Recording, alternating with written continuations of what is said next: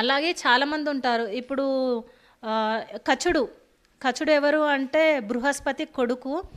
దేవతల గురువైన బృహస్పతి కొడుకు. అయితే రాక్షసుల గురువైన శుక్రాచార్యుడు ఉన్నారు. అయితే ఈ కచుడు ఏంటంటే దేవతలకి రాక్షసులకి యుద్ధాలైతుండే. ఎప్పుడూ దేవతలు చనిపోతూ ఉంటారనమాట. చనిపోతున్నప్పుడు ఈ కచుడు ఏం చేస్తాడంటే దేవతల బృహస్పతి కొడుకైన కచుడు ఏం చేస్తాడంటే ఆయన దేవతలను బ్రతికియాలని చెప్పేసి శుక్రాచార్యుడి దగ్గరికి వెళ్ళి అక్కడ మృత సంజీవని విద్య అది నేర్చుకొని దేవతల్ని బ్రతికియాలి. ఆయన గమ్యం ఏందంటే విశ్వానికి సేవ చేయడము, ఆ సృష్టిని కాపాడము, సృష్టికి సేవ చేస్తున్నాడు. అలాంటి వాళ్ళు చాలా తక్కువ మన దగ్గర ఉండడం. ఇప్పుడు మన సొసైటీలో కూడా వాళ్ళని ప్రొటెక్ట్ చేసుకోవాలని వాళ్ళని బ్రతికించుకోవడానికే చూస్తున్నారు, కానీ ఎదుటి వాళ్ళకి సేవ చేద్దాం అనే థాట్లో లేరు. వాళ్ళకే అయిపోయింది. అలాంటిది అప్పుడు ఏంటంటే తన గురించి తను ఆలోచించలేదు.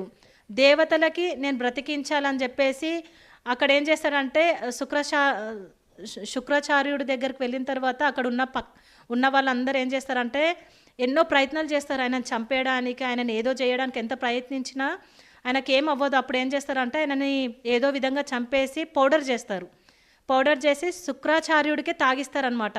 ఒక దాంట్లో కలిపేసి తాగించినప్పుడు ఆయన కడుపులోకి వెళ్ళిపోతాడు. వెళ్ళిపోయిన తర్వాత ఆ మంత్రము ఆయన జపించినప్పుడు ఆ మంత్రం ఆయన పొట్టలో ఉండి నేర్చుకొని ఏం చేస్తాడంటే బయటికి ఆ పొట్టను చీల్చుకొని బయటకు వచ్చేస్తాడు. ఆ కచుడు బయటకు వచ్చేసినప్పుడు గురువు చనిపోయినప్పుడు బాధపడి ఆ మృత సంజీవని విద్యతోటి గురువుని బ్రతికించిన తర్వాత ఆయన ఏం చేస్తాడంటే గురువుకి థ్యాంక్స్ చెప్తాడనమాట.